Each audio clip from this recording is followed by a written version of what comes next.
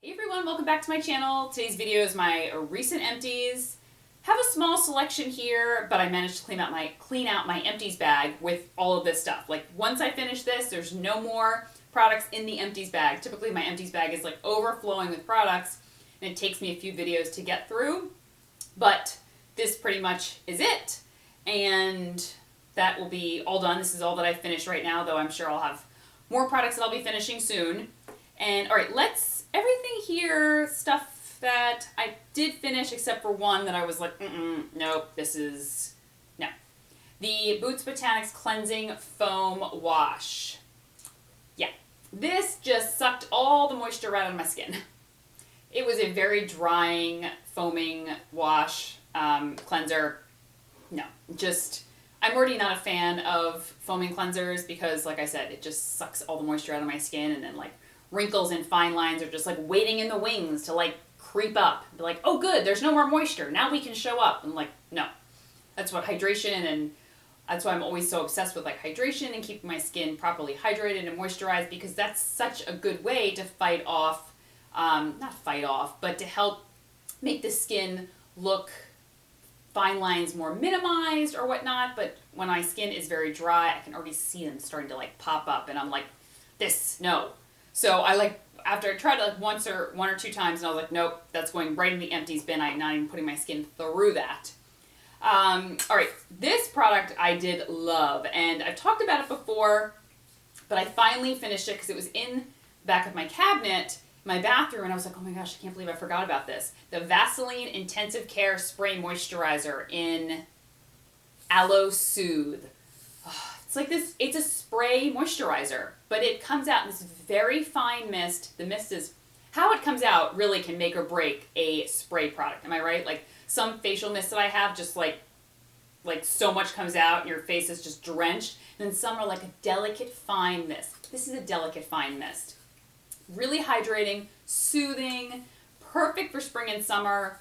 You can pretty much spray it all over your damp skin when you get out of the shower and just wait a minute or two, and it pretty much absorbs into the skin, and your skin is left dry and ready to get dressed. So it's really beautiful. I mean, I normally just rub it in just to kind of like, because I'm impatient. But there's sometimes where I'll just like kind of spray it in and start doing my makeup, and next thing I know, it's like absorbed after just a few minutes. All right, I finished the Erin Rose de Grace Body Wash. You guys know how crazy I am already about the Erin Rose de Grace fragrance. This is the body wash. It's very decadent. It's like this silky, smooth gel. Foams up beautifully. It doesn't leave your skin though with there's a hint of the fragrance on you, but not enough where if you wore another fragrance, it would compete. This is definitely, I love the whole Erin Rose de Grace line. I still have the body cream, and I'm not big on ancillary products typically for fragrances. I'd rather just get the fragrance, but I really did like this, and it left my skin with just enough of the fragrance where I felt like satisfied. And it's a better price point than the fragrance, but it is so lovely. Kiehls Creme de Corps Soy Milk and Honey Whipped Body Butter. If you've never tried the Kiehls Creme de Corps line, it's one of their best. And I know because I worked for Kiehls many, many years ago. It is one of the best sellers and has been for years and years, and I'm sure that it still is. My hair keeps getting stuck to my foundation today. And this whipped body butter, I love the regular Kiehls Creme de Corps. It's thin enough for the summer, thick enough for the winter. It's the perfect body lotion. Always absorbs, never leaves your skin greasy, tacky. You can immediately get dressed. But they came out with a whipped body butter version.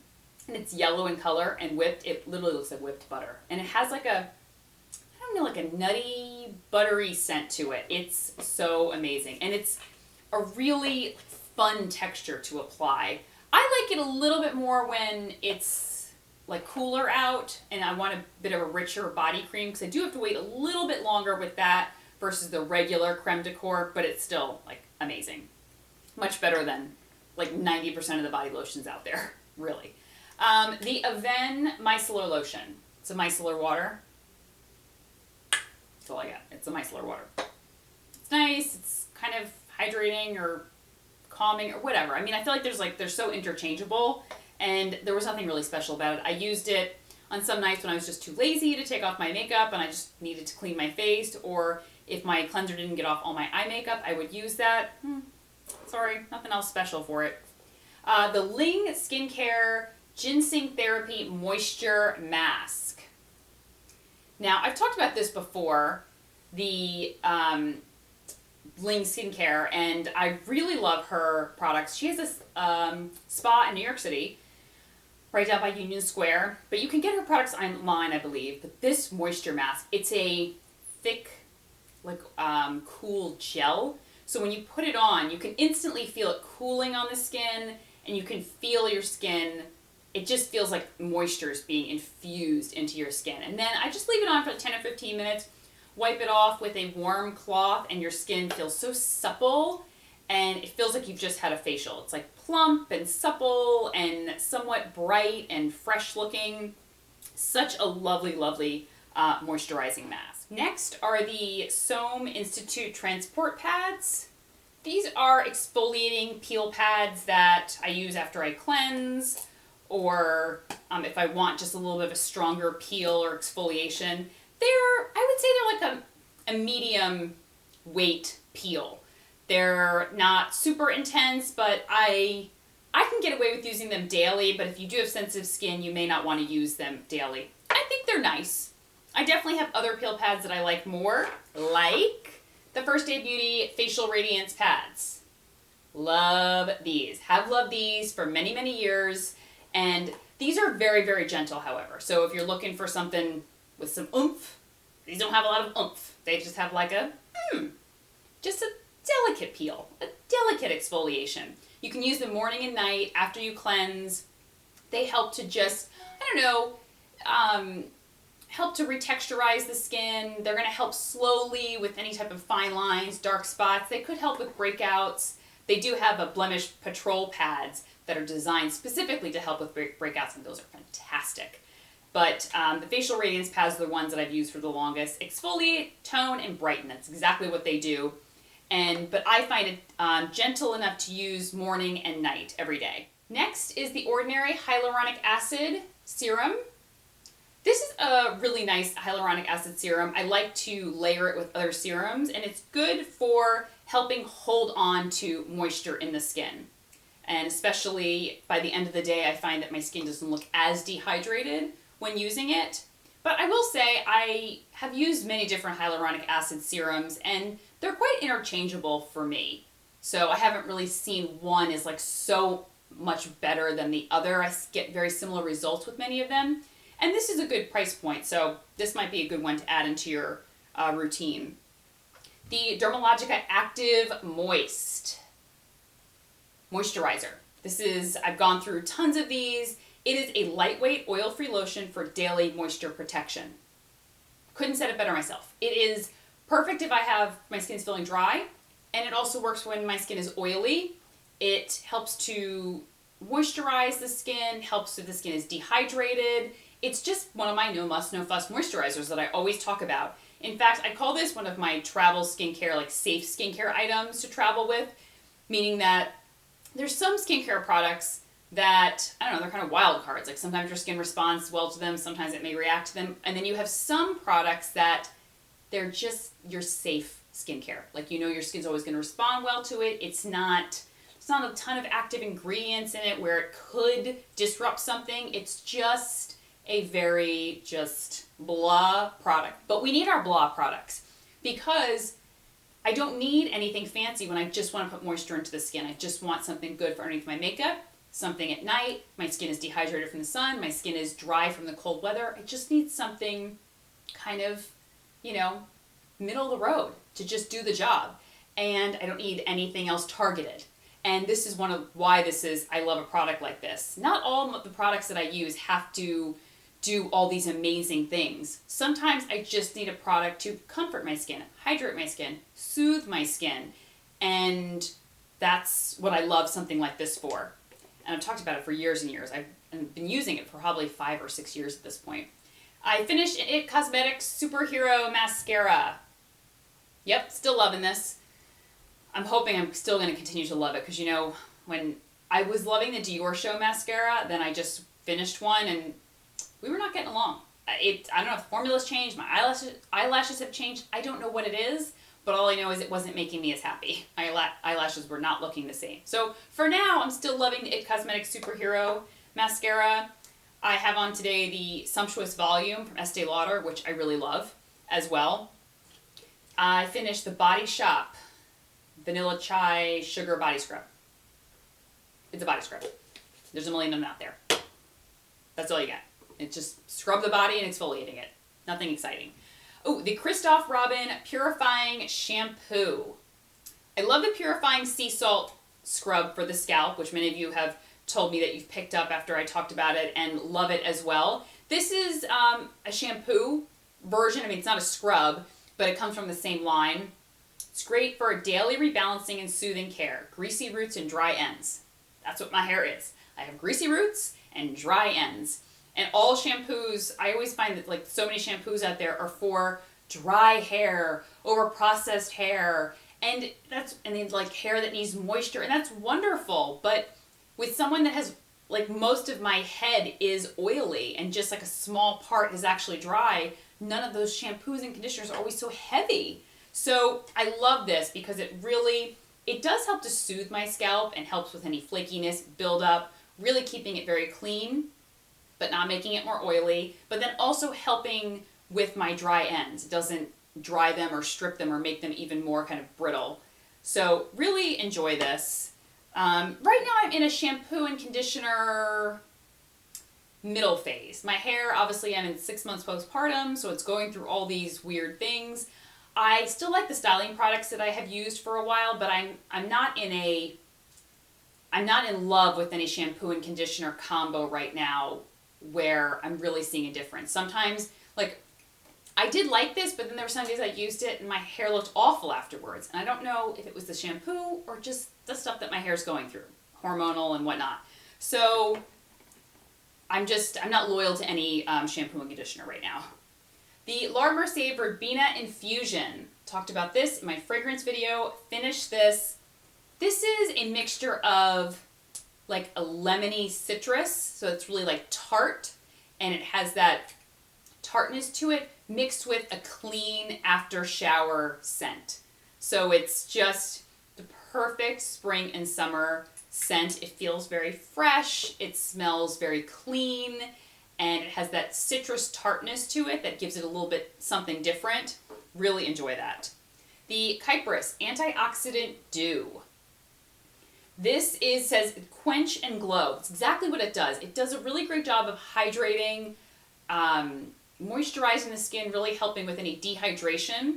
And as a result, my skin looked very supple, fresh, like it's just had a facial look when I was using this. And I use it, I like it in the morning, and because it wears beautifully under makeup. I use it as a serum, so then I would put either a moisturizer or my SPF on top. But I did use it some evenings when, if I was just too tired, I would cleanse, tone, and just throw this on my skin because it did help to moisturize as well, but it was just like a lightweight serum. So I can use it alone or layered under things. Okay, I feel almost like I'm betraying this product by what I'm about to say, but I gotta be truthful. The Dior Nude Foundation. It is getting discontinued, so maybe that's the good thing. I loved this foundation.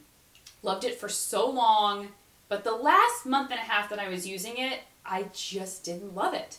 It looked greasy on my skin, it made my skin look overly shiny, and I just couldn't figure it out. I didn't know if it was my skin or if it was the foundation. Either way, we ended on a bad note. That doesn't mean I still wouldn't recommend it, but we just didn't end on a good note. So it's a good thing that it's getting discontinued. So recommending it wouldn't even matter anyway. The Tata Harper Purifying Mask.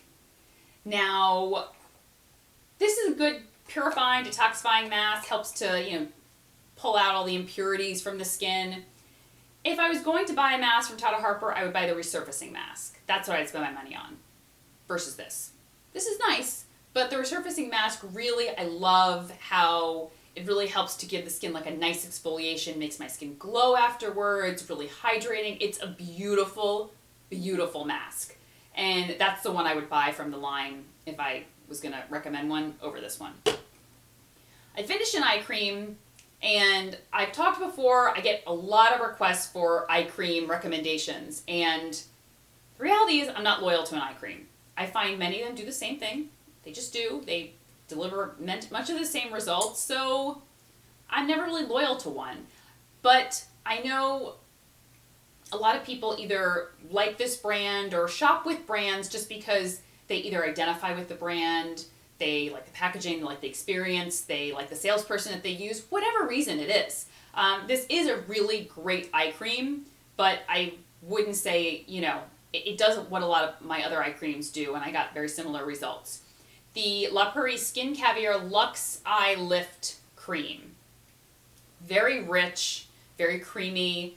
It did make my skin looked very taut, very firm, hydrated, bright, supple underneath the eye area. Really a beautiful, beautiful eye cream. But am I loyal to it? No.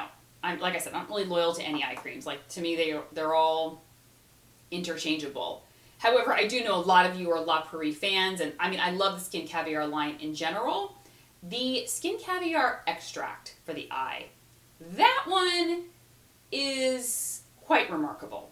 It is a very thin serum, and I did notice like an immediate tightening effect with it when I've used it. That was an eye product that I was like, I'm impressed.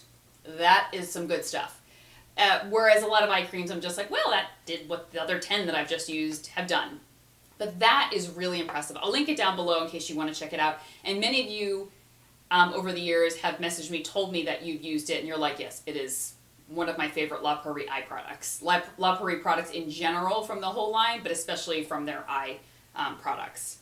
And the last product I finished was a fragrance. I know it seems like I finished 2 fragrances, but I'm pretty generous with my fragrances, but I've had this one for a long time, like years and years and years. And I had just a small amount left, and I was like, okay, focus and finish it. And it's the A La Rose by Mason Francis Kurkjian. I'll link it below. I don't want to ruin his last name there. But it is, in addition to the Erin Rose de Grace, this was my favorite rose fragrance. The Erin Rose de Grace is a little bit different. I don't know. I really couldn't tell you exactly what makes it so different. All I know is they do smell different, but they both are such a pleasant rose scent. They're not, powdery. They're not too overly floral, though it is rose. It's hard to say if fragrance isn't too floral when the main notes are floral, but it's not that sickeningly powdery, dated floral scent that I cannot stand when I smell most floral fragrances. This is a very lovely rose fragrance. It's pricey, and I have noticed that between the Erin Rose de Grace, which is quite pricey as well, and this one, I will say you will get what you pay for.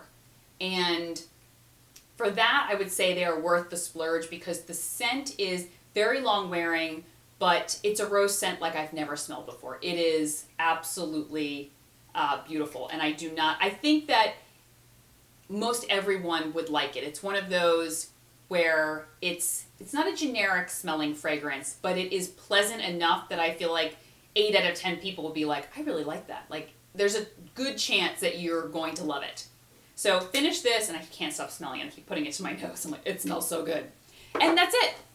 Those are all my empties. My empties bag in my closet is now empty. And now I can begin filling it up. So I won't be doing another one of these videos probably for another few months. But I'll link everything I talked about down below. And I'll talk to you soon. Take care. Bye-bye.